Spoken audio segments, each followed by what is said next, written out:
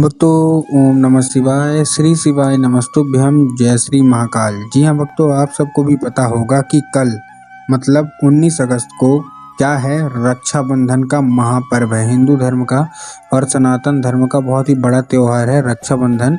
उसका दिन आ चुका है, लेकिन आपको मैं बताना चाहूँगा कल केवल रक्षाबंधन ही नहीं है, कल आपके जीवन का बहुत ही बड़े बड़े दिन है। क्यों? क्योंकि अगर आपने कल का उपाय कर लिया ना, तो आप जो कुछ भी चाहते हैं, जो कुछ भी आपकी मनोकामना है, सारी की सारी आपकी जो मनोकामना है ना, वो बाबा भोलेनाथ पूरी करेंगे ही करेंगे। क्या करना है, कैसे करना है, पूरा आपको समझाऊंगा, पूरा अच्छे से बताऊंगा। तो बस उपाय ध्यान से सुन के अच्छे से करिएगा जरूर। क्यों? क्योंकि कल रक्षाबंधन तो है, ठीक है, लेकिन उसके साथ साथ सावन का सोमवार भी है, वो भी आखिरी। तो आपका जो कोई भी इच्छा हो, जो कोई भी मनोकामना हो जो कि अभी तक पूरी नहीं हो रही है, अवश्य रूप से मनोकामना पूरी होगी ही होगी।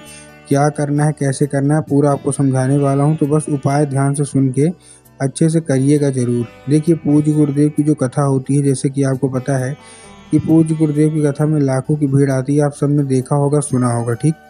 तो ये पिछले साल की बात है, रक्षाबंधन के पहले गुरुदेव की कथा चल रही थी, और रक्षाबंधन के पहले जब गुरुदेव की कथा चली तो उसमें लाखों की भीड़ आई। जब गुरुदेव की कथा में लाखों की भीड़ आई तो वहाँ ज़्यादातर जो भक्त थे उन्होंने क्या किया, पत्र के द्वारा। आपको पता होगा कि गुरुदेव की कथा में लोग पत्र के द्वारा मनोकामना पहुँचाते हैं। तो बहुत सारे लोगों ने क्या किया, पत्र के द्वारा अपनी मनोकामना गुरुदेव तक पहुँचाई।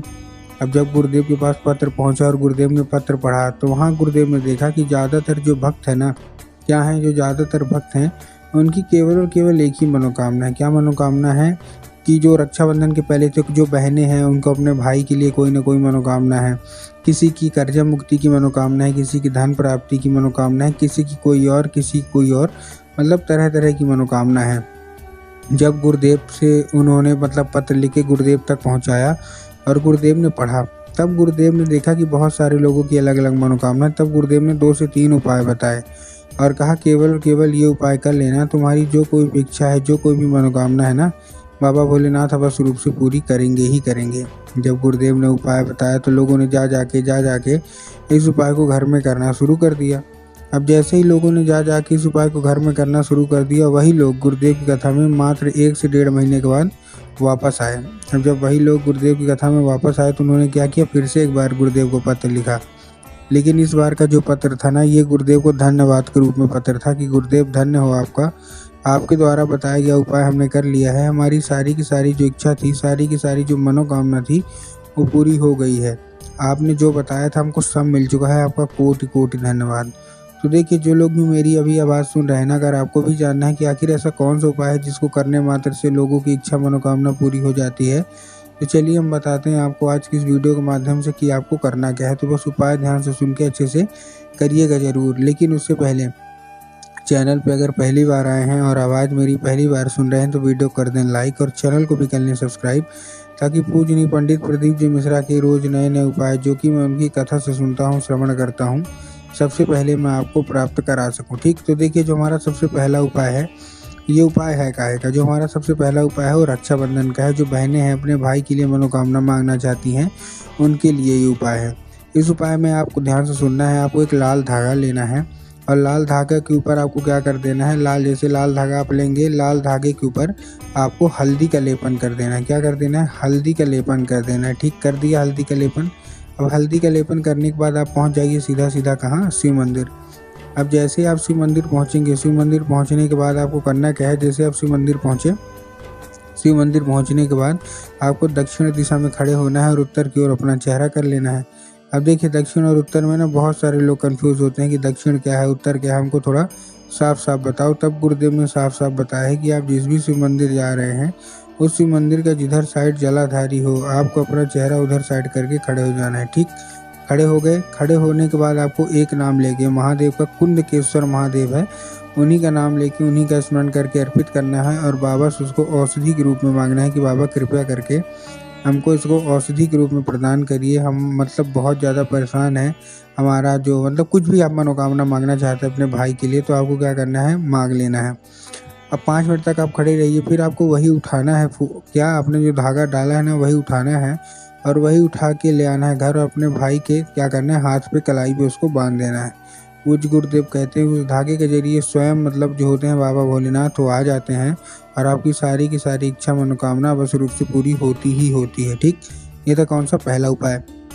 अब हम चलते हैं अपने दूसरे उपाय की ओर जो कि धन प्राप्ति का है। अगर आपके जीवन में धन प्राप्ति नहीं हो पा रही है, आप लोग बहुत ज़्यादा परेशान हो कि आखिरकार धन प्राप्ति हो क्यों नहीं रही है, हर एक उपाय कर लिया, हर एक सब चीज़ ठीक कर लिया, लेकिन फिर भी क्या हो रहा है, लेकिन फिर भी आपकी मनोकामना पूरी नहीं हो रही है, तो पूरा का पूरा आपको मैं बताने वाला हूँ धन प्राप्ति का।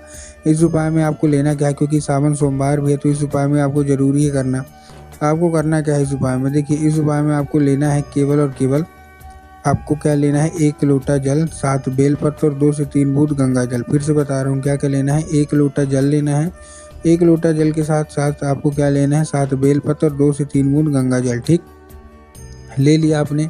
अब 1 लोटा जो जल है उसमें आपको ध्यान रखना है कि जो 1 लोटा जल है सबसे पहले तो तांबे के लोटे में जल होना चाहिए। किस में होना चाहिए, तांबे के लोटे में जल होना चाहिए। अब तांबे के लोटे में आपने जल तो ले लिया, अब तांबे के लोटे में जल लेने के बाद आपको करना क्या है, जैसे आपने तांबे के लोटे में जल लिया उसके साथ साथ आपको ध्यान रखना है कि जल है वो आपके घर का होना चाहिए। बहुत सारे लोग घर से लोटा खाली लेके जाते हैं और ले जाके मंदिर परिसर से जल भर लेते हैं, जो कि गलत है। ठीक, तो आपको ये करना है, अपने घर से जल लेना है।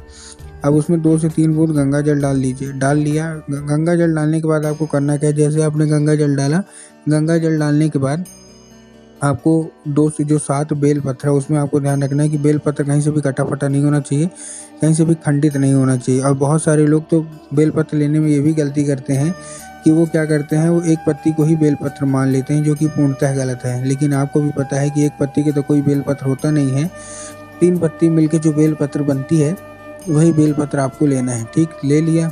अब लेने के बाद पहुंच जाना है सीधे सीधे शिव मंदिर, उसी लोटे में डाल लेना है। अब आपके दिमाग में होगा कि जाएंगे बाबा भोलेनाथ के ऊपर अर्पित कर देंगे, जो कि गलत है। आपको बाबा भोलेनाथ के ऊपर अर्पित नहीं करना।